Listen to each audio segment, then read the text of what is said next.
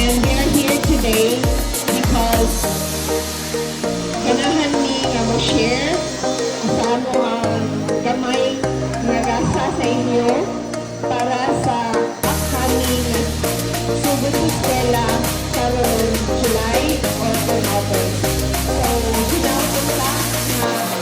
ani nga gamay nga mo mahatag sa inyo, malipay mo mga bata o magtuon mo